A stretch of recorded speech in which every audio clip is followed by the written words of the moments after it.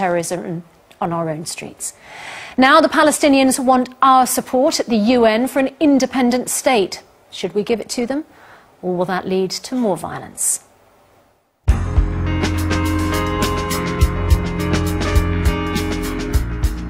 After nearly 2 decades of a failed peace process, Palestinian President Mahmoud Abbas brought his people's case to the United Nations.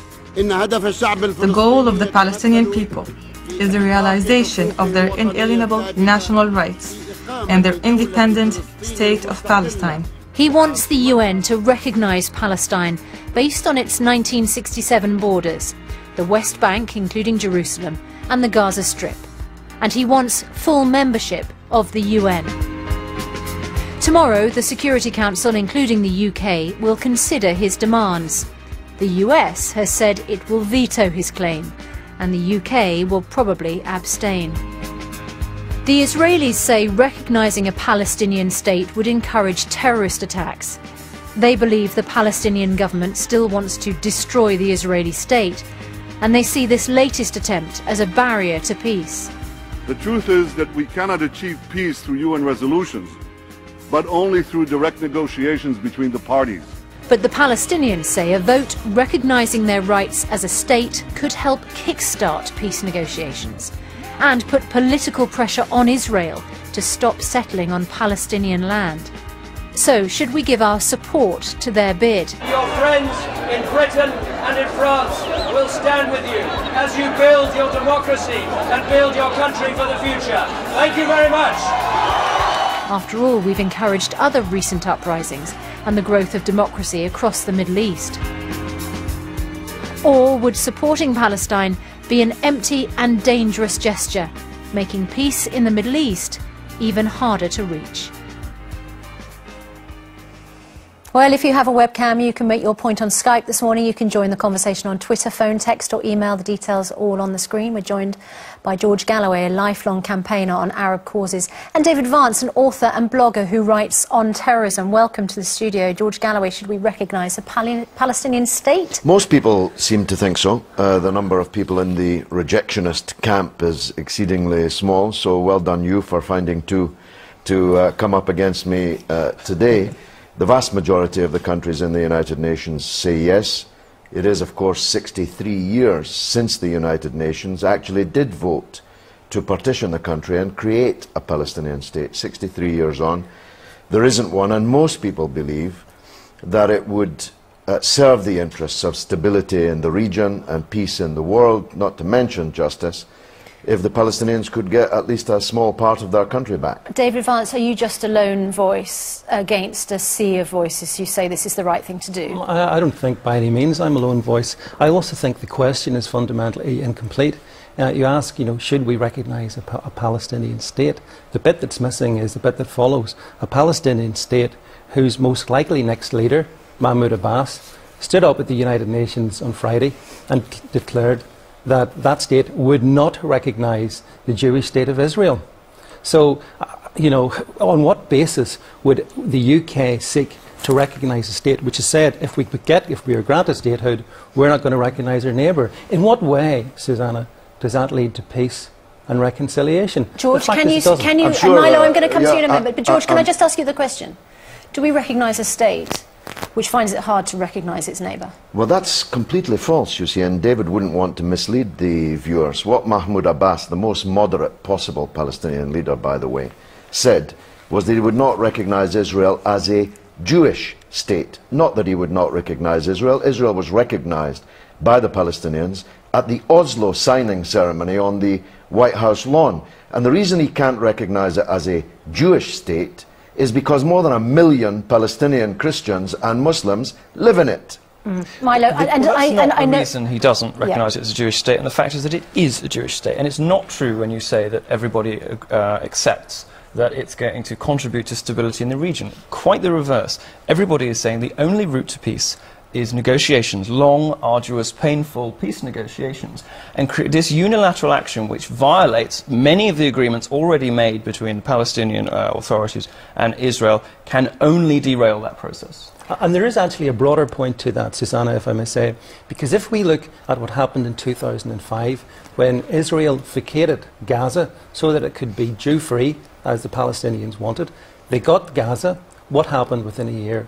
Fatah fell, Hamas came to power, and in those intervening years, we've seen Gaza become little more than an area for terrorism to operate against Israel. So your argument is that Palestine should not be recognised as a state because it wouldn't be able to control itself as a state. We've seen precisely what happens, Susanna, when Palestinians are given autonomy. What they do is... Savages, really. If you let me finish, George. Yeah, let me finish, George. Let me finish, George, please. No, but hang on. Milo, let's let David say what he's going to say. Yes, I'm actually quite able to say what I believe. What I believe is that the Palestinians in Gaza have demonstrated their total unsuitability to be given any degree of autonomy.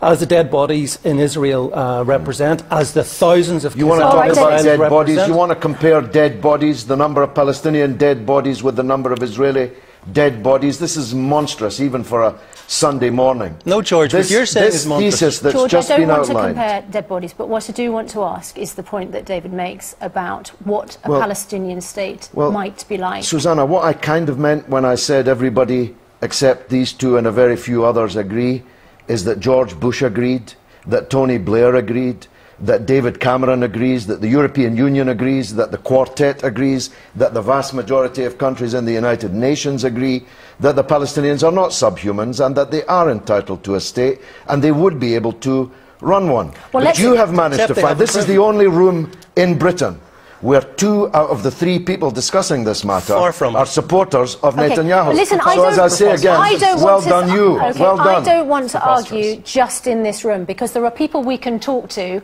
who have direct experience of what this might mean for them. And let's go to them now. Issa Amro is a Palestinian community worker and joins us on a webcam from Palestine. Why should we support the call for recognition and membership at the United Nations, Issa?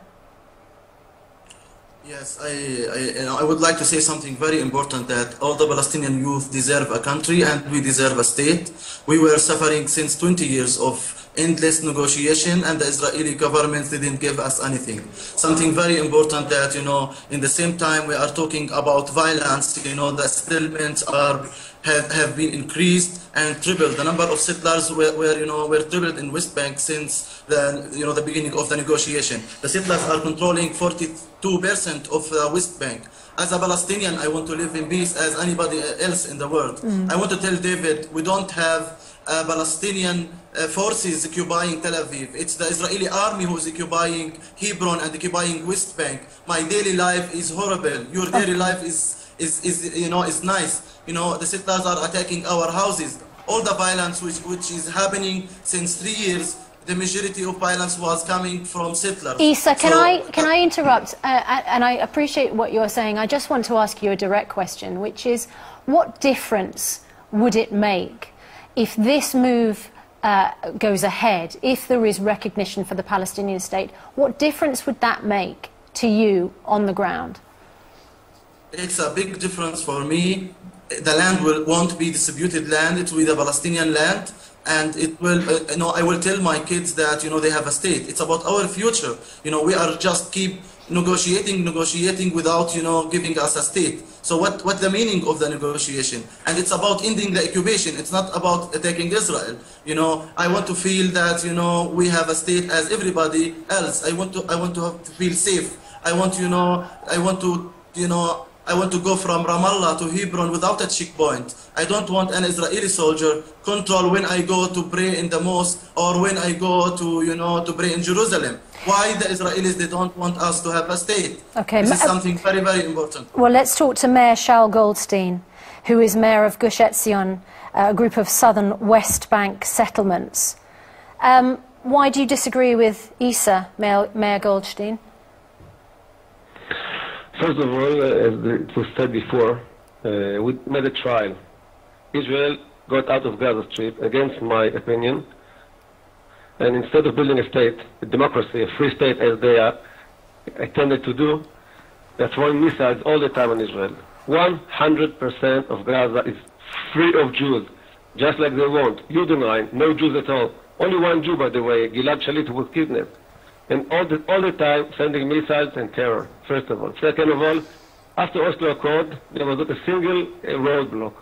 All the roadblocks came after the suicide bombers and terrorist attacks against Jews. Before that, we didn't have any roadblock. It's lies. Nobody's justifying another point. Israel is the only country in the world, I think, with guards in any kindergarten, in any supermarket, in any cinema. Because of what? Because of terrorists, Arab terrorists, who are trying to exploit innocent people. Every bus with people who guard the buses.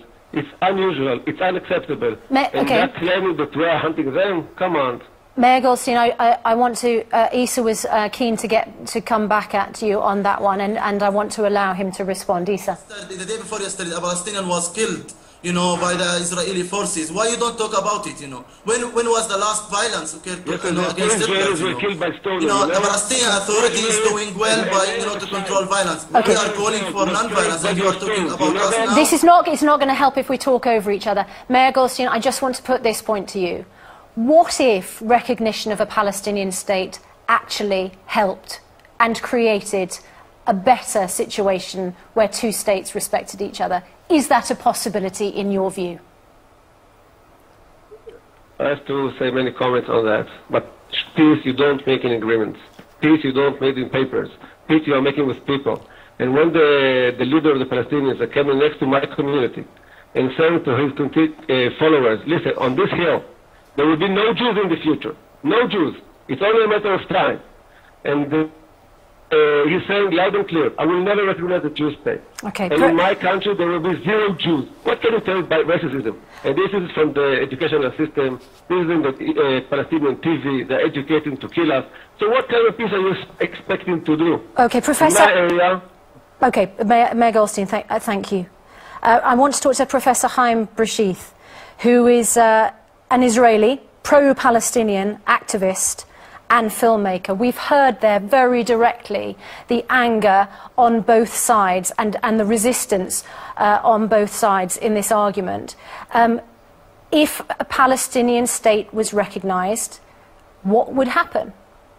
Well, immediately nothing will happen because Israel is holding basically full control of all of Palestine. Even over Gaza, of course, they hold full control, though they have left it in 2005. And we remember in 2008-9 the incursion into Gaza and the killing of about 1,500 people who didn't do anything wrong.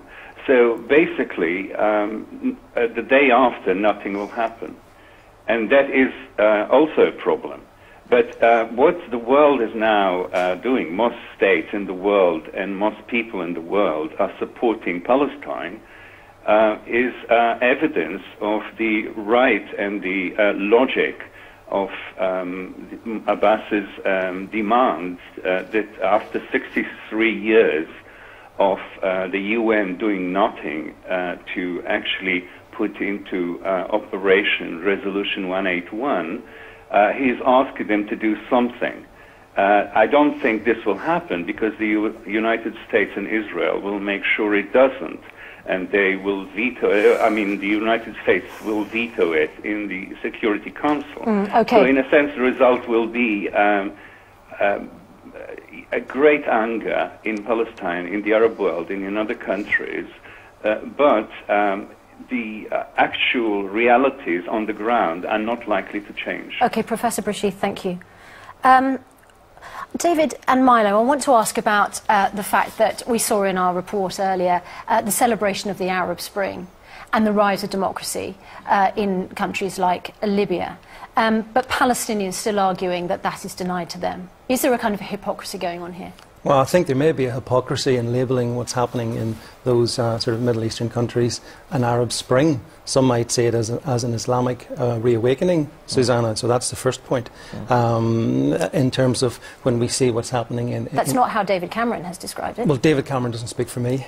I'm entitled to my opinion. And from what I've seen in Egypt, for example, we've seen the rise of the Muslim Brotherhood, which has some very sinister overtones. So I think before we do a little dance of celebration for the so-called democratization of these countries, we need to be very careful that we're dealing with the right facts. Milo, why do we have to talk about this as being the end of peace negotiations when Mahmoud Abbas has not indicated that that's what he's trying to achieve? Well, it's not up to him.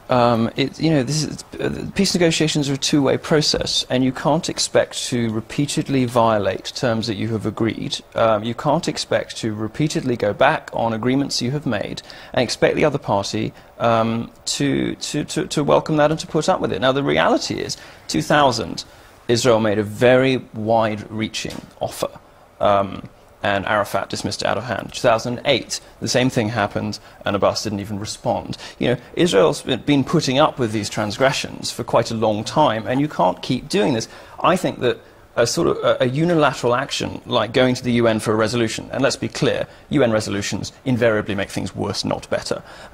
Going and achieving some sort of unilateral declaration like that is in violation of the spirit and the letter of so many agreements. Well, on the UN particularly, George Galloway, as we've heard from the contributors, the UN, in some cases, people would say, has not been the right place to pursue some of these aims. Well, the UN, of course, brought Israel into being. There would be no Israel if it hadn't been for a United Nations resolution. No, it didn't. What do you mean, no, it didn't? Israel's been in existence long before the UN brought it into being, George. I know it's Sunday morning, but let's leave the facts behind us. Let's leave the Christian obscurantism to one side. The State of Israel was created in 1948 by a United Nations resolutions. That's a legal fact. We can discuss the Bible another time, David. Now, 63 years later, the Palestinian state, which was supposed to come into being on the same day that the State of Israel did, we're asking, the vast majority of countries are agreeing, that a much smaller Palestinian entity should be recognized. Now, you can make your own mind up. You can back the man you called the mayor 5 times, who's actually an illegal occupier of someone else's land in breach of all international law. Is Mahmoud Abbas after his land? It's not his land. The British government, the American government, the international legal system... Mahmoud Abbas after land that he thinks is his? But he's not entitled to think it's his. He's an illegal occupier, and you kept calling him mayor. Now, you can back him. You can back the Christian obscurantism of David. Or you could back, the neocon fanaticism of Milo.